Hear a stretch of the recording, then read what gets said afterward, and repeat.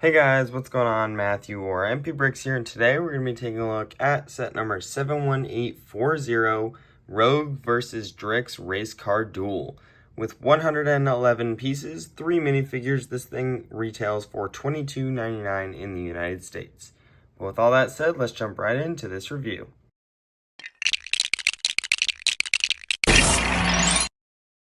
So in this set, we have two equally main builds, but we're going to start with the Rogue car right here. And this one is slightly larger than Drix's race car. This one is actually really nice. I like this one a lot. You've got this pretty standard J colors. However, it doesn't really match the Rogue minifigure. And I do like that. It's more of a J vehicle than Rogue. You've got the I think it's the energy source dragon symbol right there with some nice details on either side. This is completely printed. You've got a nice bumper at the front there with some wheels that, funny enough, were already built. They came in the bags like this with the axle put in. I don't even know if you can pull this axle out.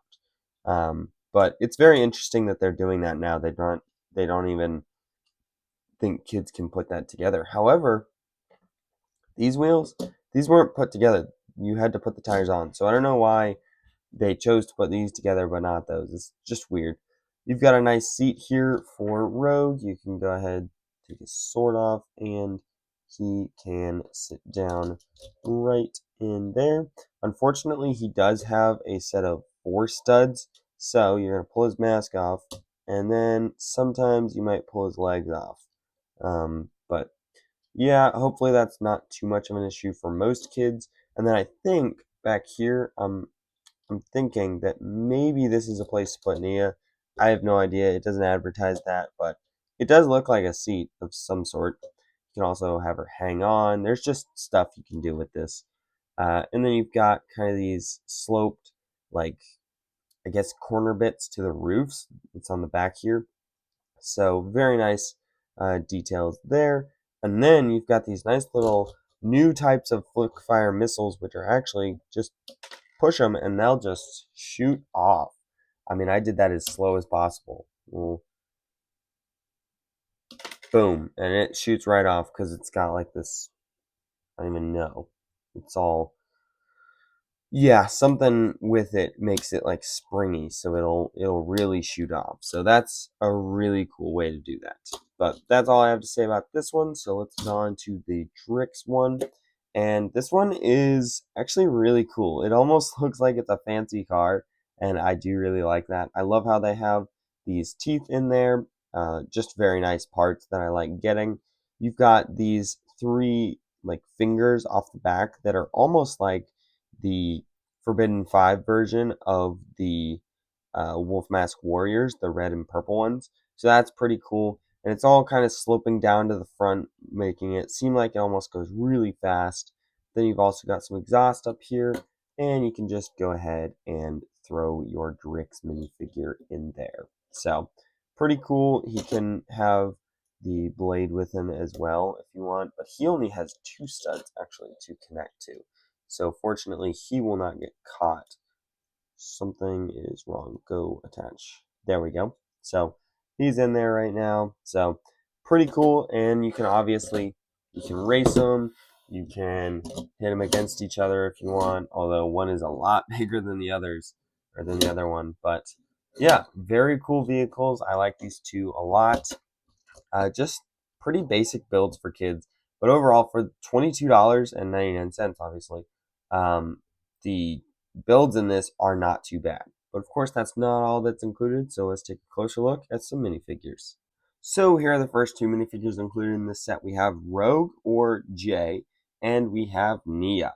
Starting off with the Rogue minifigure, the torso and legs are the exact same that we've been seeing for a little bit now. We got him earlier this year, and we've gotten him in quite a few different sets at this point.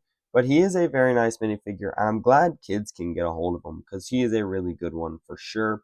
He wasn't really in a very expensive set to begin with, but this one is probably going to end up in most kids' hands because this is what grandma is going to go out and buy and stuff like that.